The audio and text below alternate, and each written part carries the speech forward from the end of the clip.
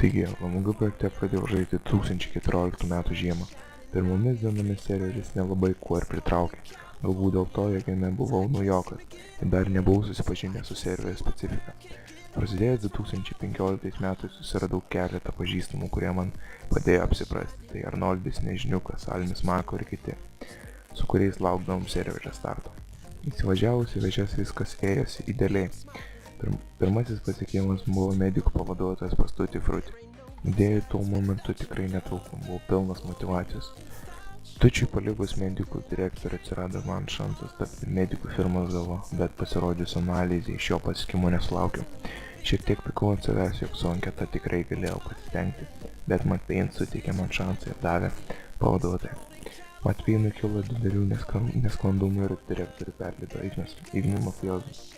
Beje, ir šis direktorius man suteikė šansą tapti mediko firmos pavaduotoju. Buvau tikrai nudžiugintas šiais savo pasiekimais. Po kelių mėnesių tapęs medikų firmos direktoriumi ir susipažinęs su tuziniu žaidėju pradėjau savo neeilinę erą medikuose. Vienas dalykas, kuris man pakišo koją, buvo kelionė į Prancūziją. Taigi firmą teko palikti ant pavaduotojo pečių. Grįžęs iš kelionės nustebau, jog firma visiškai apmirusi. Todėl per keletą dienų vėl prikėliau firmą ir apsikeičiau direktoriui su Arnas Jas. Taigi tapau mechanikų direktorius. Bet ši firma tikrai buvo ne man, todėl po mėnesio atleidau šias pareigas. Norėjau veiksmą, todėl pamačiau atranką į furistų pavaduotojos postą ir nusprendžiau pabandyti. Taigi po šiek tiek laiko tapau furistų firmos pavaduotojumi. Tačiau mano laimė truko neilgai, kadangi direktorius paliko firmą anksčiau laiko. Nerasdamas savo vietos nusprendžiau nueiti į Tune firmą.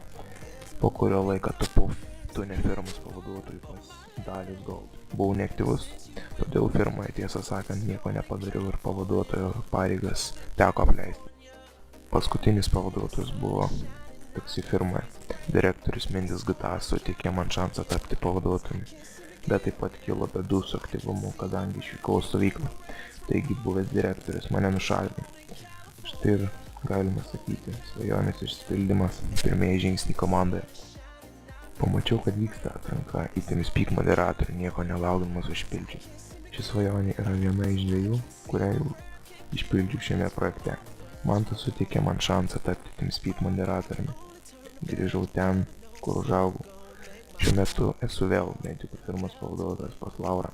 Sekasi neprastai, esu tikrai kupinas idėjų ir motyvacijos. Dar turiu keletą tikslų, kurių šiuo metu negaliu atskleisti. Baby, it's cold in California.